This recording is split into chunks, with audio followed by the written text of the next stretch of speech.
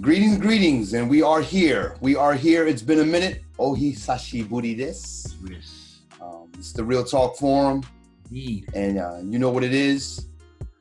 Yeah, we've been away for a quick minute, just enjoying summer vacation and trying to get recentered, grounded. So let's catch the people up, man. What's going on, Sterling? How you feel? Right. Well, personal news. I started the food truck.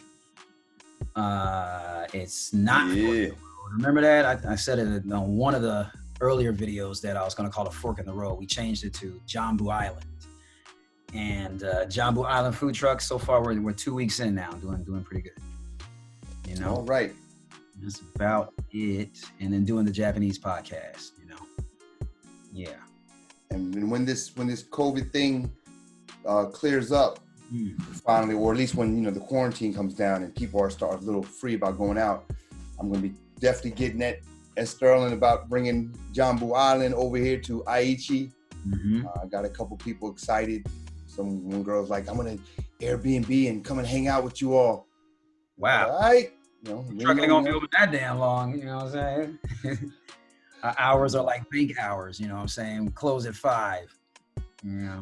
I showed her the the promo parties we had, and she saw it was nighttime. And right now, because there's really nothing happening outside like that, when people saw it, they were like, "Ooh, omatsuri," like a festival. Yep. And I didn't even think about it like that. Like it was almost like it's taboo, but they're like, how where did you go? How did you do this? Right. So there's always loopholes if you know the right people, and I just know Japanese people who don't mind looking for the loopholes. We actually got a kind of Matsuri style thing going on the 26th of this month, where we're gonna rent out a parking lot and just do it there. Where's that gonna be? It's in Hirakata. Okay.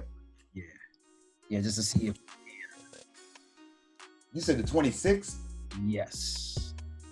Okay, I might try to make it over there. Nah, well, actually, just so you know, I probably won't be doing it. I'll have my staff doing it. I got work. Oh, so I probably won't be going over there.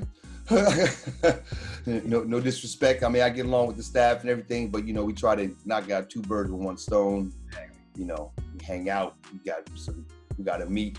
Do the meeting of the minds, the manhood meeting, and get things straight. This will be the time, because if this goes off right, then maybe by October we'll actually do it where I'll invite everybody. Okay. That's the all right. And on my side of the game, like I said, I was on vacation. I got a chance to spend some time over there with Sterling for a week over in Osaka, and then I went out to Toyama, and I was lucky to be able to hit the beach a couple times before the summer officially closed. Well, it didn't officially open actually, but I mean, just really grounding myself and just trying to get ready. I don't know. I think it's the social engineering from the United States with school starting in September. I think I'm still used to that regimen of like something in September when the fall comes, I'm a lot more honed in. So hopefully we can use that and get these books out and do a lot more of these videos and really up the quality of what we're doing. Yeah, you got some books on the way, right? Yes, sir. Yeah. I got Modern Japan Decoded. Still working on the subtitle, but originally I was going to make the book. It's a guide. It's a nonfiction book, and it's going to be a guide for people living in Japan. And originally I was going to make it, well, clearly it's going to be for non-Japanese, non-native Japanese. But then we have a distinction between gaijin and gaikokujin, and I realized it was just getting a little bit too splitting hairs. So I'm really just going to talk to Black people who live in Japan. And I think a lot of other people will be able to get, gaikokujin will definitely be able to benefit from the book. But just in order to stay in my lane and avoid having to make this like a Harvard scholarly work, because what I want to do is it's nonfiction. So I want to draw from my experiences, your experiences, other melanin-rich individuals that I know are making it happen over here, and really actually have guidelines on what to do, what not to do, what to look for. And the main thing I want to say, and we're going to go into this in the second half of this, but is the whole purpose of this book, because that's what I had to really soul search. Like, why am I writing this book? Like, why is this even necessary? You know, just to flaunt or show what I know about Japan. I was like, surely that's not it. Already.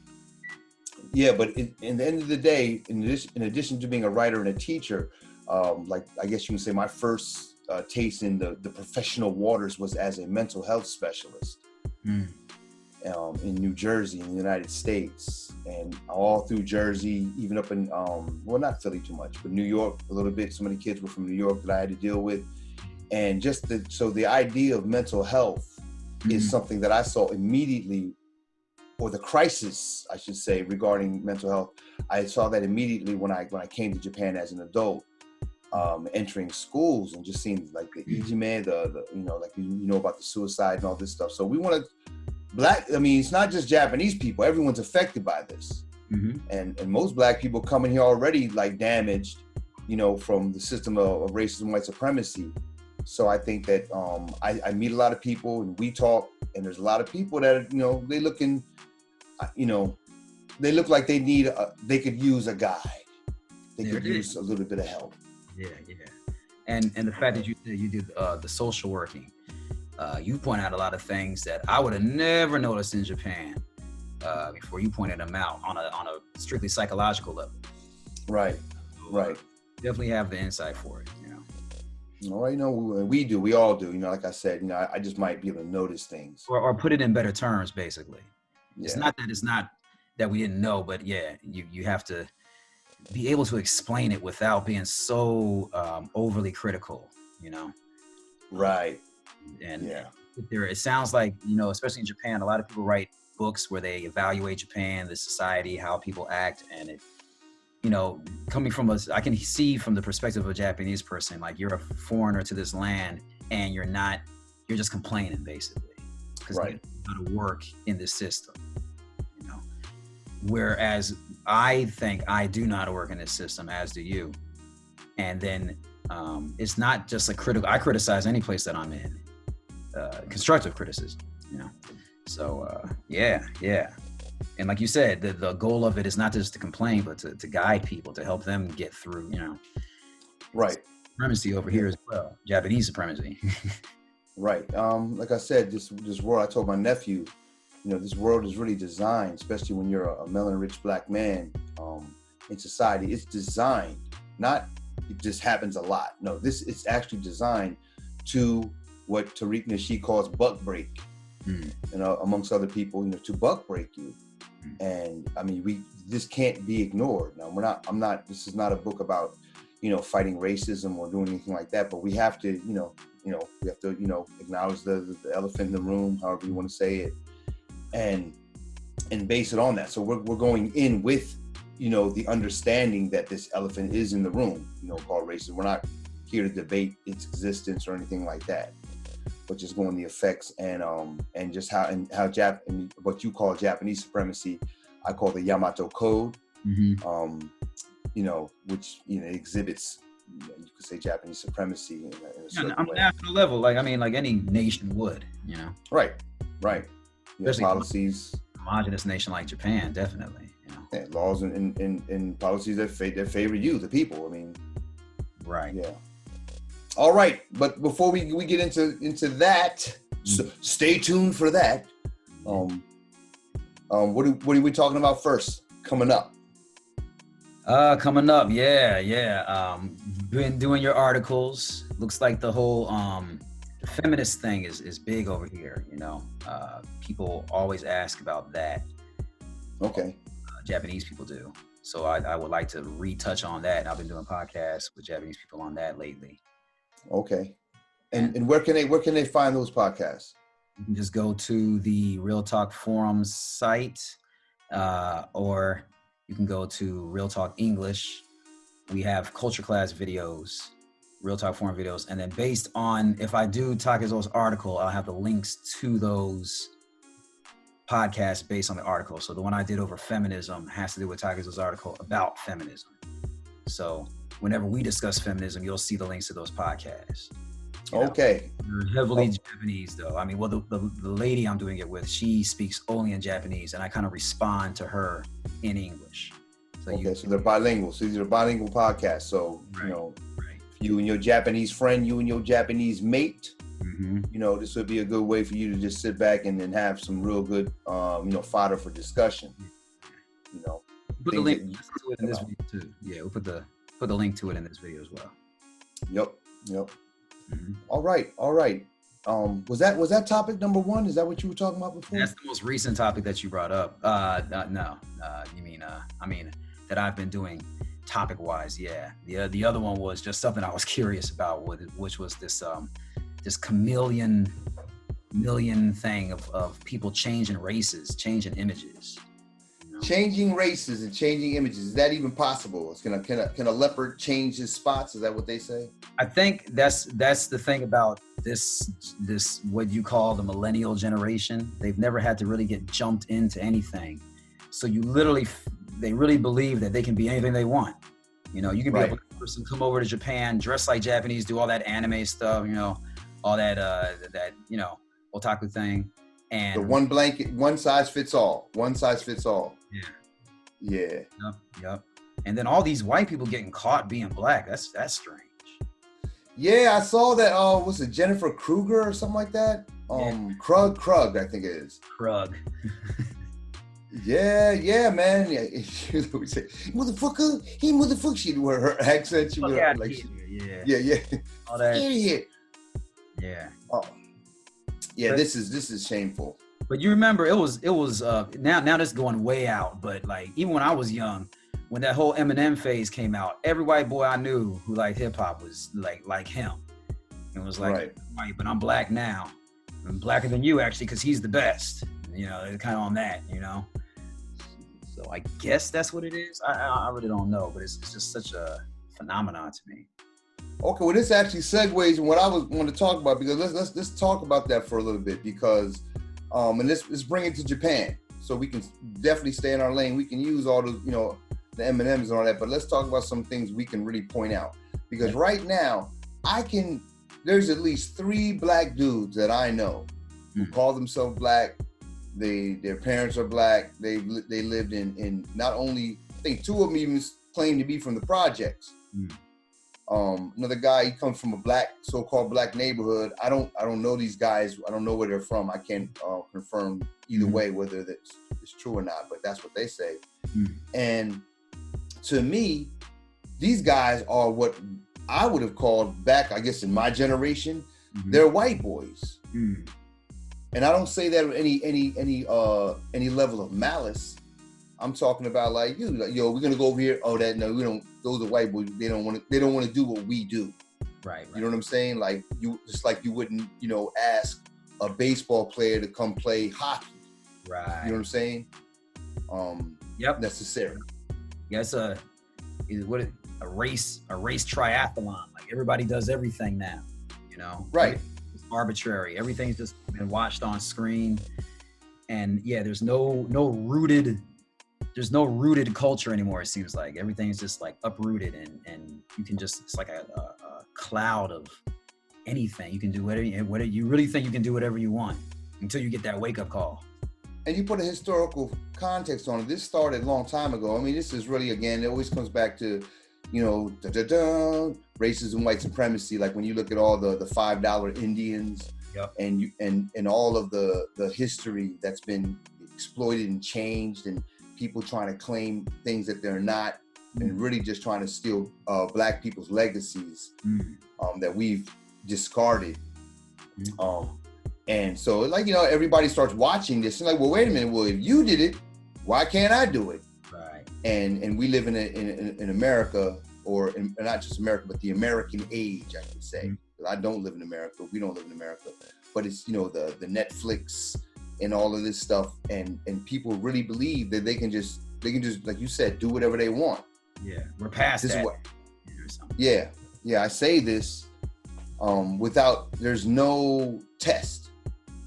What is the test? What test?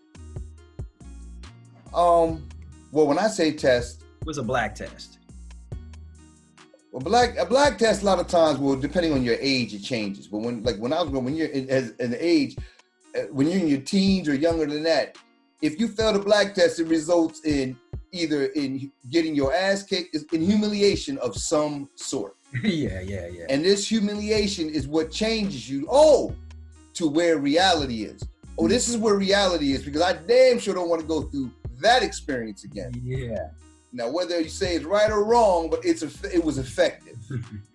That's how, and I clearly didn't grow up in the same situation you did, but if I went anywhere where the majority of people was black, I was not trying to be affiliated with anything other than black. You know, I was trying to, because like you said, it could result in an ass whipping, people making fun of you, just cracking on you to the point where it might have been better to just get your ass whipped or something. Like, just trauma, some kind of trauma, and it's like because you went off code, you went off the grain to the point where everybody could see it. Mm-hmm. You know, like we went to that show with the non-singing sisters. Oh yeah. You know, ones you got mad at me when I said she didn't grow up in a black church. Yeah. And I'm like, well, back in the day, like I said, if you'd have done that a long time ago and you'd have got clowned, or not even clowned, you wouldn't have been acknowledged. You'd have never made it to a stage. Right. You know what I'm saying? One way or another, you would have never made it to a stage. You would have never even thought, I should go up on stage. Right. You know what I'm saying? Except for some karaoke, we having fun. Yeah. Or you drunk as hell. Like, man, get that drunk guy off stage. That was funny for him. All right, get him off stage. Yeah, this was billed as a talent show. Yeah. You know what I'm saying? It's like, I've never seen anything like that. It's like, you can just go up there and just do whatever you want. Everybody's going to just encourage you. Yeah, not even like it's funny. Yeah, like it's really like, oh, you did a good job. Like no matter what. And we're talking about, you know, I'm not saying my standards are high. You know, our standards are not high at all. We expect it to be kind of like a person who thinks they're that talented and maybe they're not good. But you ever see those bad auditions on American Idol? I personally didn't watch American Idol, but I definitely looked up the bad ones. And just because they're funny to watch. And it really was kind of like that without the judges. Just instead, the judges just like, well, you tried your best. You did a good job. It was really good. You're like, man, can't even remember your lines. Couldn't even like sing the song. It's like you didn't even practice once. Like, you literally thought about it 10 minutes before you even got on stage. You're like, what am I going to do? What am I going to do? Okay, I like this song. And you just go on stage. You're like, play this for me. You're like, oh, this is the popular cut. You know what I mean? I like her. Oh, this is my girl. You know what I'm saying? But like I said, you know, I don't come from that. That was when I saw that was very alien to me, and I thought it was worth writing about. But like I said, let's even go even further. Like recently, dude came, and I'm gonna put it out there. A black man wanted his son to hang out with some black men. You know, his son's real young. He's not really that exposed. His mother's Japanese, and you know, in the Japanese culture, cool, come hang out. But when we came around, the boy was never with us. Like for me, and even when I study any indigenous culture, any melanin-rich culture, the biggest thing about visiting people is breaking bread, is dining. That's how you know that you all are together. If you're out somewhere and everybody, you can be talking, whatever, when it's time to eat, everybody sits down at the table, that is acknowledgement to other people. Oh, they're all together. They're in this group. Yeah, but it wasn't like, not on some diss. He wasn't trying to diss us. He's just not black. You know what I mean? Like, you know, he was feeding his son convenience store food, and they're walking away, and he doesn't even really see this as being like rude or off code, because this is his culture. You know what I'm saying? But yet, this guy, if you challenged him and said you're not black, you know what I'm saying? Yeah, definitely would take offense. Would be offended and disagree. And I haven't had this conversation with him because I don't know him that well, but I've had it with other people. Like, and I've been talking to people a lot now because I'm getting wind of this one size fits all beta generation. And no offense, I mean, it's not that betas are bad. It's just that when you get an overflow of anything, it becomes out of balance. You know what I'm saying? It's not like there wasn't no betas back in the 80s and 90s. You know what I'm saying? Or the 50s or 40s. Beta anyway. No man wants to be considered a beta, even if you call him a beta. You know. But even right now, I'm not even talking about individuals being beta. I'm talking about this is just the wave now. I mean, shit that I've seen myself the last 10 years is because I was baited out. I was getting just recessive. I wasn't, you know, I wasn't on offense. You know what I'm saying? Y'all went 10 years being on defense and shit. You know what I'm saying? So, you know, and it's like, yo, you gotta, hey man, you gotta get up on offense. You just get like lulled to sleep. Yeah. You know what I'm saying? So it's like I said, you know, it's not about pointing the finger at you, these people. No, I'm talking about what I'm living, the experience that I'm living. You know what I'm saying? But getting back to the conversation. Oh, you want to say something? No, well, I was just gonna say, and when you're talking about the children, really. You're just pointing out it is what it is. He's black and Japanese. He's definitely leaning more towards on the side of Japanese. He's black feature-wise, but he's being raised as a white boy. You know. See, and I was gonna say that's the exact words you just took them out of my mouth, and it's like you're raising your son to be white in the context of white boy. You know what I'm saying? And that's not necessarily bad. What's wrong with that? Yeah. Right, but it's the fact that you brought him around us. I'm believing that you're trying to raise a black boy. That's why you want to bring him around men, and then you bring him around and don't really bring him around. You know what I'm saying? But you know, but this is just one of many things I could get on. You know, I talked to another guy, the boy I call the Aomori Kid. Peace out to him.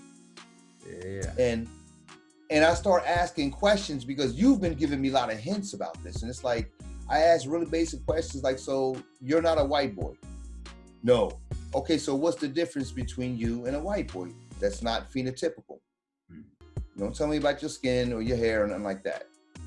And yo, Cat's not just him. I can just use him because I had a conversation with this guy like a couple days ago, like yesterday actually. And they're stumped.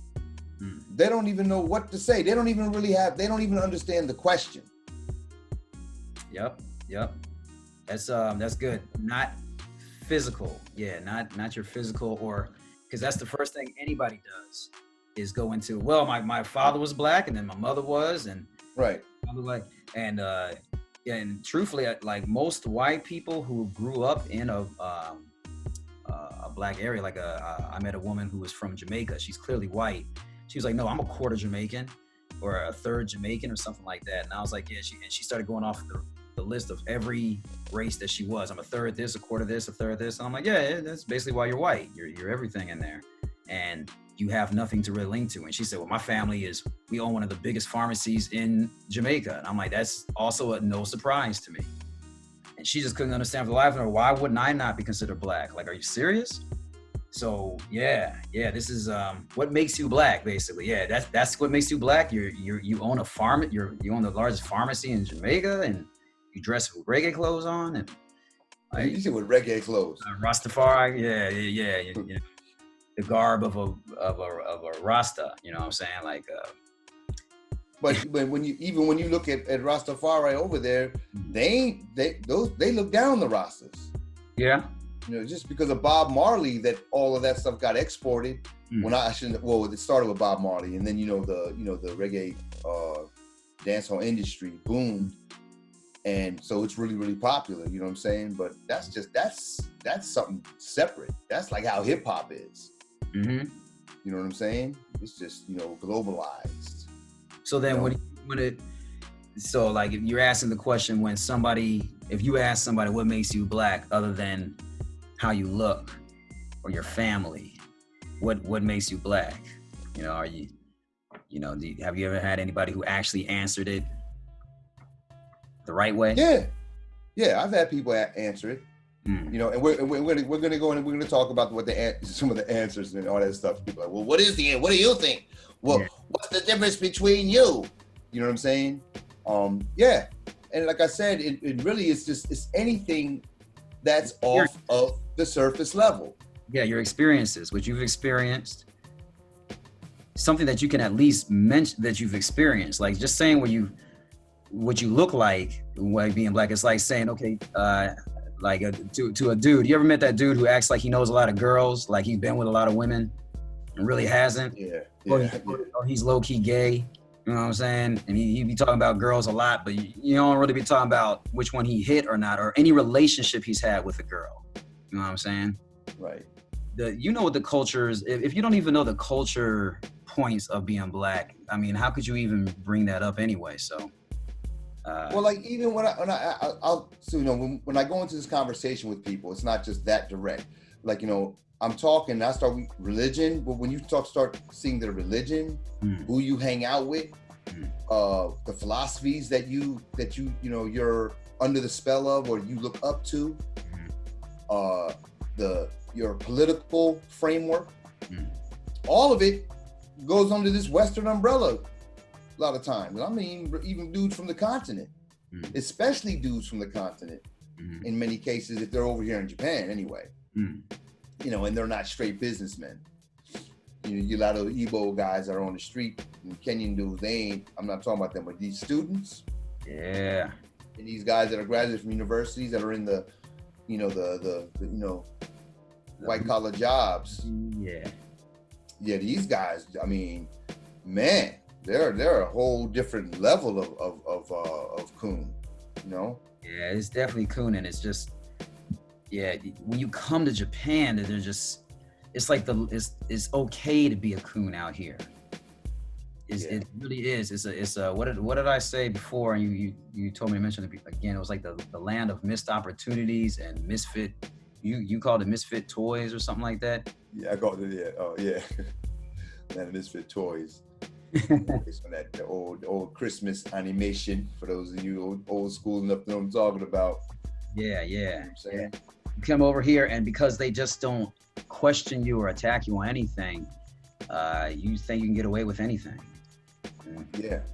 Like you can get away with it until you come across somebody like me or Tak, and it's like, oh, I forgot about this. When you meet a black person, and I told you that guy that time. This one dude, another guy that we could actually highlight, called himself a DJ. Oh yeah, doing some Halloween party. And, you know, I'm on my way home from work, literally. Let me just stop in, you know, since I'm gonna get it for free, you know, get a drink, just support, basically. Get there, but he's not there. He had stepped out, but there was a brother, and it was a Halloween party. Now I'm coming from work. Basically, I'm just dressed like this, you know what I'm saying? Maybe I got my hair covered though. And he had, I think it was a Buzz Lightyear costume. Space but man. It was, but it was mad goofy, man. I mean, it was real goofy. It was like, had plastic shit coming off it. You know, he's sticking on head all out. It looked really goofy. And when I see black people, no matter where I'm at, because I'm on code, I'm just like, yo, what's up? You know, I'm ready, you know, I'm not trying to necessarily come up and be your best friend. I'm just trying to, you know, acknowledge you. That's being black from where I'm from. Yeah. This dude, it took me a few minutes to realize he was getting pissed off because he's like, he didn't want to see me. And then that's when I realized, yeah, you wearing that Buzz Lightyear costume, nigga, you looking kind of goofy, my brother. And he did not want to see me, man. And, you know, he was sitting there, he was waiting for some. And when the guys came up to me, they were all goofy. Hey! And he was trying to, like, be cool. He was trying to act cool, like, yeah, man, what's going on? Yeah, man, chill, yeah, come on, let's go. And he didn't want to go in. He wanted to go somewhere. I was just like. At least he's a case worth saving. Like, so he actually did realize that he was not being black. He was off code. Yeah, he was like, yo, I got caught.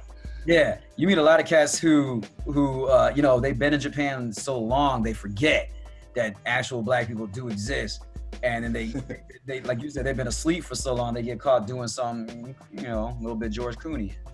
You know? And you know what's funny, and for those of you, I don't just to let you know, like even when I looked at the dude, it didn't even dawn on me at first. It wasn't like I was like, oh, look at this whack dude in his costume. It's a Halloween party. I'm just kind of used to whack dudes, you know what I'm saying? Mm-hmm. And so it wasn't like I was looking at him on some like I'm gonna criticize him or I'm like hold back a laugh or anything like that. I'm just like, yo, what's up, man? I'm trying to say what's up. And you didn't hold back the laugh or nothing. Oh, after I saw it, then it started getting funny. Yeah, especially when you play it off. When he tried to play it off and he walked away, I busted out, started laughing at that point. You know what I'm saying? I mean, I don't feel under pressure to hold anything, but I didn't come there in the costume. You know what I'm saying? But yeah, it's just interesting. Like I said, getting back to the question of what's the difference between you? It's funny. I got to the point where I asked this dude, what's the difference between you and a tiger? It went through gradations. Like, what's the difference between you and a sellout? Then, what's the difference between you and what did I say? I can't remember. It was one more, but it was like a sellout or just a white person. Oh, that's it. Yeah, white. And or because I was like white boy and white person, which to me are not necessarily the same thing. But yeah, I mean, dudes, they don't even understand, how to answer. When I wrote this in a blog, I had a couple chicks, they went, my black girl magic hair, and this, that, and they go to their uterus and stuff like that. And it's like, that's cool for poetry and all that shit. You know what I'm saying? But I'm like, it's just intrinsic and it's basic, and like even like religion, your religion is Christianity. Even if you said something like, can you even talk about Ma'at? You know what I'm saying? Just something that is not going through the Western paradigm before it gets filtered to you. Definitely not able to do that, man. Yeah. You know what I'm saying? Like, do you know anything about Shango? I mean, other than, it's a patriarchal deity from the, I'm not talking about that. I mean, can you go anywhere with it? Do you have any experience, dealing with Shango or Yemiya or anything that's not called Jesus? You know what I mean? And no offense to Jesus. Can you even go into the black roots of Christianity, into Ethiopia with it? A lot of people that box, they don't even understand what I'm talking about when I'm saying black. It doesn't even have to go that deep. Yeah. Just anything simple. I mean, yeah, it's really. I used to think it was just straight, almost a retardation because of the amount of technology we have at our fingertips. Your brain is just inundated with it's just overflowed. You know what I'm saying? Same reason why ever since hip hop, we haven't heard of no real new music genres that are even worth anything. Right. But yeah, talking to you about it, it's like, yeah, it really is a psychological a defense mechanism, coping mechanism. Again, especially over here, they've run away. I know I ran away from the States, and I didn't even realize what it was until I got here. But not being black was definitely running from black people was not what I was trying to do. This is a phenomenon. And then what about white people who are trying to be black or, just weird, In this day and age, this Black Lives Matter, like all this propaganda and stuff that's going past people, and people are got one foot in, but they don't really understand what they're doing, the origin of stuff, and you get this kind of stuff. Yeah. Now we got what? So black people getting killed. We need Black Lives Matter, but then we have white people who want to be black. And since you brought it up, I'll go with your boy Tariq Nasheed said when he subscribed that these people are set up. I mean, when I say set up, I don't mean set up in the classical. I mean they're carded to us. Like the white people know that these people ain't black. You know what I'm saying? Like this is part of the of us being set up. They like teasing us or something? Like what is this like? Yeah, because they got undermining our progress. You got non-black people in these. Look, all these black people have all these corporations and agencies and what do you call them? NAACP and all this stuff, but it's all run by white folk. Yeah, you know what I'm saying? So what do we really have? Yeah, And like I said, but on paper, if you're not looking at it, this whole, like I said, recessive age, you just kind of look at numbers, how many views you get and all that stuff. And that's what it is. That's almost what this like all the cats, no offense to any of my friends who make the YouTube videos, but there's a lot of YouTube videos where it's just nothing but you want to be on screen, and it gives you that feeling of like you've expressed yourself, you know, and then the whole social courtesy of you like my video, I like your video, you know, we don't even have to watch it. So now all you got to do is be kind of popular and just build up likes, you know, and really is almost as if a younger generation doesn't even expect to get anything out of this life other than just living comfortably. Right. Superficialness. Yeah. And being in Japan enables that, because not wanting anything is a good thing in Japan. Like I like just a little, just small things. I'm simple. I don't need a lot of stuff. You're like, yeah, that's not what we're talking about though. Yeah. I'm a simple man. I wear the same shirt every day, the same kind of shirt every day, not the same damn shirt every day. You know, I'm a simple man, but that's not, we're talking about getting our sovereignty back, you know? It's always been about that. That's what being black really, to me, is. One of the main parts about being black is you don't feel like you're part of any of this. You know? That's why, like, even in black, and it's the thing about black culture, that's why, that's bad, man. He's bad. You know, Michael Jackson has an album called Bad, right? Because for us, bad is good, right? The rude boy, the criminal, is the dude we always looked up to. Why? Because he's an outlaw. He's outside the law. What law? The law that oppresses us. And this is all intrinsic in our nature and what we know. Now, what we say in public, or what we say, especially when white folk are around, that's different. You know what I'm saying? But when we're amongst each other and we're talking to each other, this is all supposed to be understood. Yes. Yeah. I don't really get how following the law and the so-called law and just not making your voice, not going against the grain is like cool now. Like, just go with it. No, we're not talking about stirring up any undue dust, like, you know, just be making noise just to be making noise. That's baiting itself. That's just some real emotional, make noise, look at me, get some likes thing. We're not talking about that. But it's like the brother, when we had the whole little thing about the sending the person out of the classroom. I keep coming back to this example because it's really just classic. Because this guy, he was angry at me because I was I'll take that back. I didn't suggest. We just told 2 examples myself, and not only me, Sterling talked about examples of how to handle a situation. And in this, it just turned out that we sent this person, student, out of the classroom, which is unheard of in Japan. This guy battled me, I should say, and had no experience of his own, but he was sitting on the fact that he worked in schools for 20 years. You know what I'm saying? For 20 years, you working in school, but you don't have a solution. You know what I'm saying? What did he say? He said, come on, we shouldn't. Oh, that's what he said. I'm thanking you. You brought me back. Because everything he was saying, I was chopping it up in my rebuttals. And then he finally said, well, I just want everybody to know that that's breaking the rules. That's what it was. That's breaking the rules. It's like breaking the rule, not breaking the law.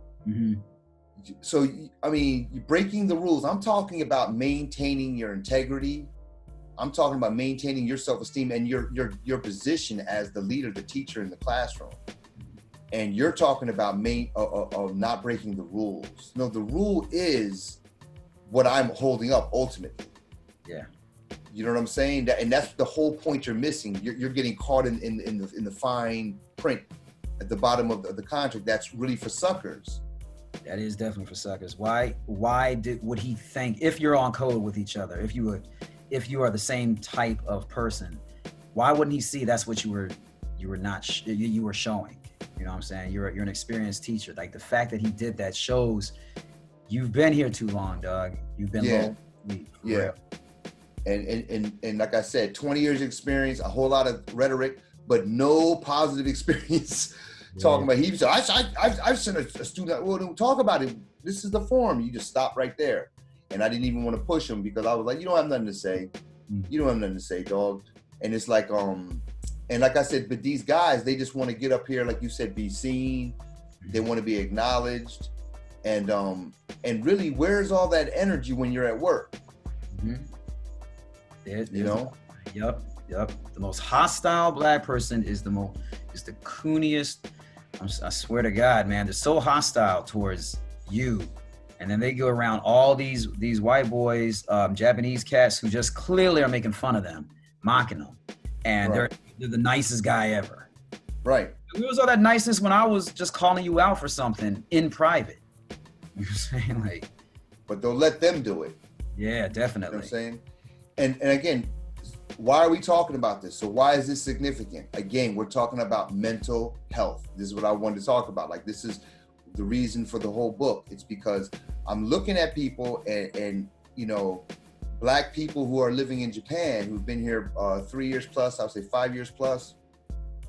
And I see common traits, and not that I went down this path already, you know what I'm saying? And had to, like I said, you know what you said, you can't get over a problem until you first define it. Mm-hmm. You know what I'm saying? So the mental health thing is really, really at risk. And especially for those people, like I brought up earlier, that have children. Mm. Because if you're being clowned, like Sterling was just described, by Japanese, by other people, if you're getting treated like a gaijin, if you're walking around here, yeah. What do you think your son, your daughter sees when they look at you and they looking at people laugh at you? No doubt. You know, talk to you. Right. And then you want to come home and say, you got to respect me. No, respect you. Nobody respects you. Mm. You know, so I'm jumping to the chase of it. It's a lot deeper than that, but this is just a real easy example that we can see. I mean, this is not just black people, of course. I mean, I told you about my boy, this white dude, his son came home. Well, yeah, the one who got hit with the bat. Yeah, and the teacher hit him with a bat. Mm. The teacher hit his son with a bat. Now, when I heard it, I naturally assumed it wasn't he was angry and he hit him with a bat. I instantly envisioned it was baseball practice. Yeah. You know what I'm saying? Yeah, he was swinging the air, yeah. And he, in the follow through, caught him. Yeah. No, he was angry and he grabbed the bat and hit him. Damn. After further investigation, I was like, and the man, I just happened to come over there. We had some business to do. I was over there and I'm like, oh, so when I heard, because I'm listening to his wife say this, and I'm like, oh, so I started packing my stuff up. Like, surely you're on your way to the school. Mm-hmm. You know what I'm saying? You know, your son got hit with a bat, and he's like, well, where you going? And I'm like, because his wife was going, so I figured they were both going. Mm-hmm. Nah, she can handle it. And I'm like, we started doing the work. I thought neither one of them went. She let him, he let her just go without him going? Ooh. Yeah. Yeah. So there wasn't any kind of, right? I'm sorry? White boy, right? Yeah. Okay. Wife's Japanese. Okay. So there wasn't any interpreting problems or anything like that. You know, he was going to be there. She's fluent in both English and Japanese. And anyway, after we started, before she left, we started doing our work. And before she left, I was like, I got to talk to you for a minute. Just from what I heard. And actually, up until this point, this is when I still thought it was like some follow through shit. Mm-hmm. I was just like, you got hit with a bat, man. You need to go find out what's going on. That's just some normal shit. And then that's when I learned, no, the dude hit him. And I'm like, you need to go, you need to be there, B. And the thing about it was his boy that got hit, he didn't respect his old man. He called him by his first name. And I know a lot of people do that. That's not necessarily, but I mean, it's the way he called him by his first name. You know, he was calling his dad by his first name. Yeah. Oh, and that's okay now? Damn. Yeah, I think a lot of, especially with the stepdads and stepdad's one thing, but your own, and I see this with a lot of dudes, man. And when they tell you the story, they'll be like, and he said, dad. That nigga don't call you dad. Like, I know he don't call you dad. I know he call you by your name. And I don't want to, like I said, I'm not trying to put, this is a story about an individual, but I know a lot of people like this, you know, more than I should. And anyway, just to end this story, I just told him, you know, because the boy didn't respect him. He was like 11. And I was like, yo, this is your chance to get on to gain his respect, because respect is something you have to command. It's not, people can't give it to you. It's not about liking you. His son liked him. He was a real nice guy. You know, when we were doing work, his son would actually come up and be like, I swear to God, so what are you guys doing? You just going to sit around here and talk? That's what like he said that one time, and I just walked away. And I told him, I was like, listen, man, I'm not going to address your son at all. I'm not going to talk to him. When he comes over here, I'm just going to walk away, because he's talking to another child. So what are you guys doing? And not even that. No, he was like, you know, clearly his father had said, I'm going to spend time with you this afternoon, something like that, before I was there. Okay. So when, you know, I guess he finished whatever he had to do, maybe it was his homework. Okay. And then he comes over, he's like, so what are you guys just going to do? Just sit around and talk? Disrespectful. And yeah, and I remember one time I came there and he was just like, I almost said his name. I'm just going to call him Billy. You know what I'm saying? He's like, yeah, Billy's upstairs. Yeah, Billy's upstairs. And I was just like, yo, man, listen, man. I had to tell him, listen, man, don't talk to me, man. To the son. Yeah, to the son. Don't talk to me, man.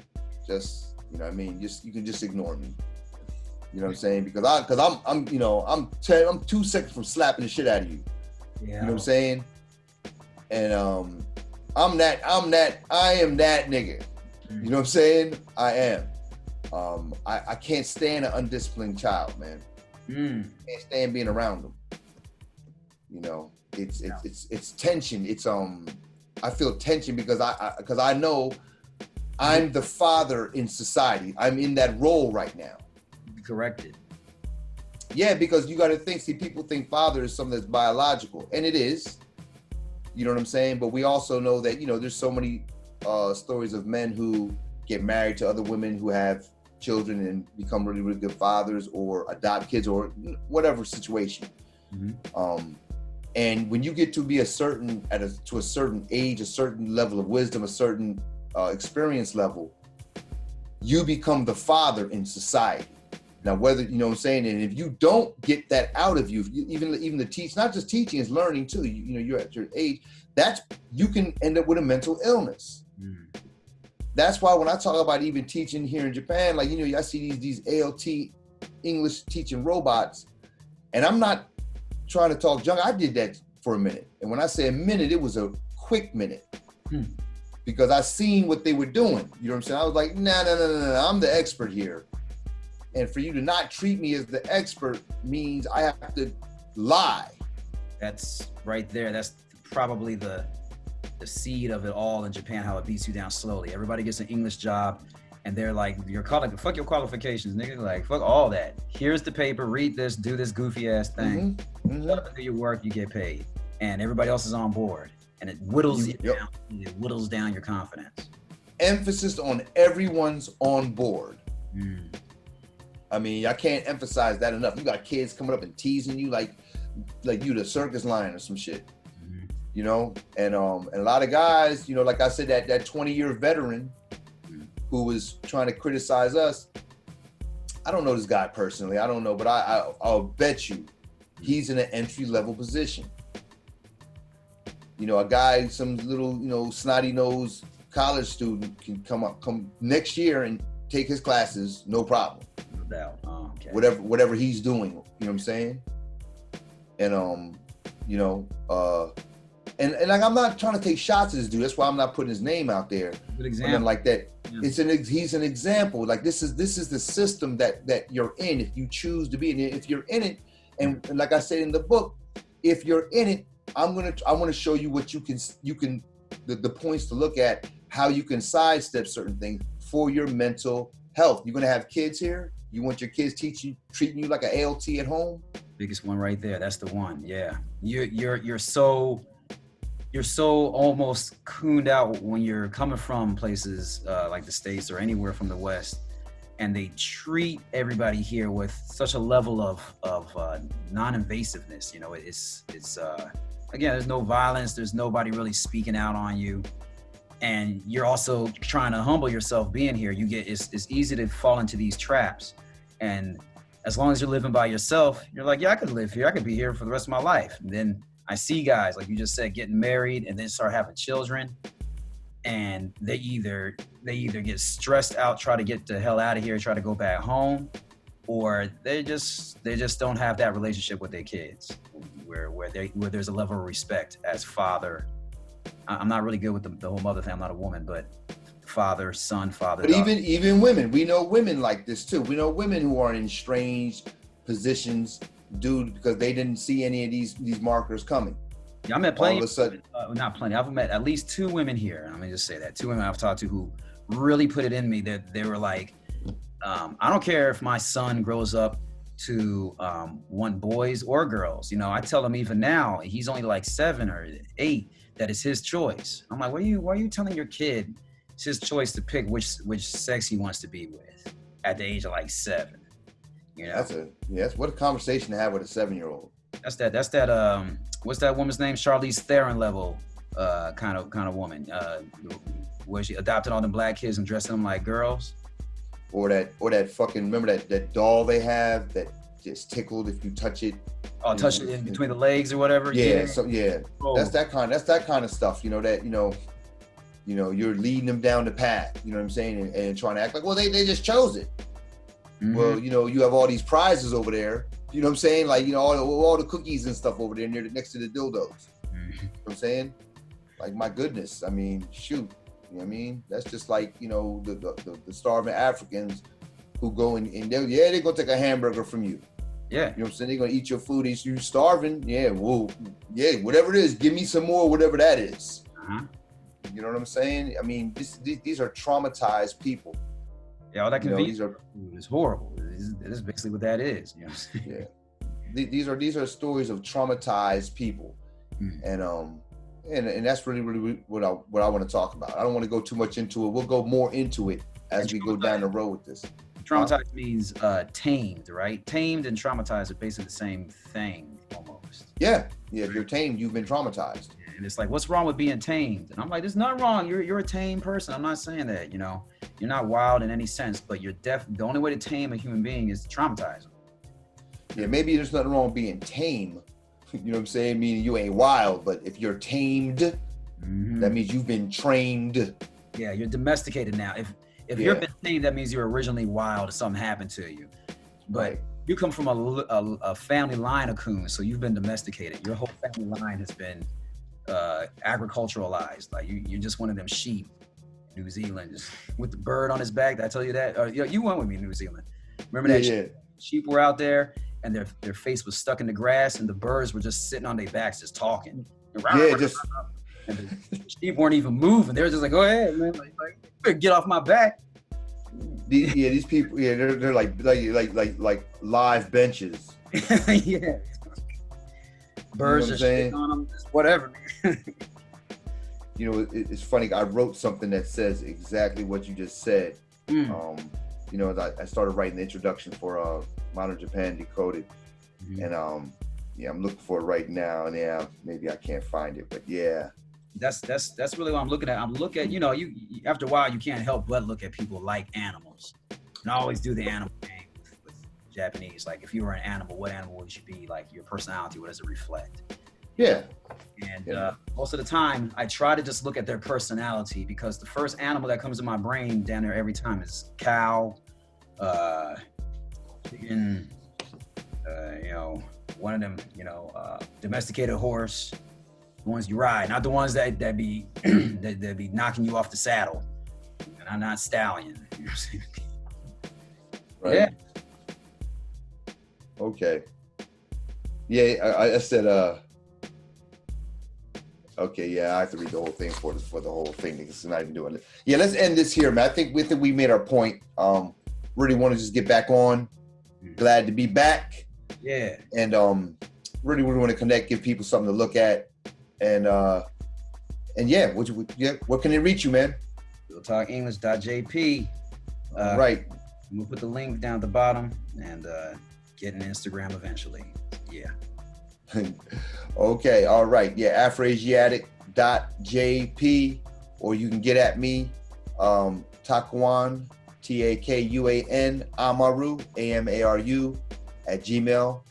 And of course, you know the book, Guy Kokujin, The Story. Looking for an audio narrator too. Forgot to put that out there. Yeah, I've been having some problems. People. You talk, not today, but we talk about. Yeah, maybe we talk about. Yeah, that's something we should bring up. Yeah, that's something we should bring up. Like, yeah, I mean, this difficulty, these scary Negroes out here, man.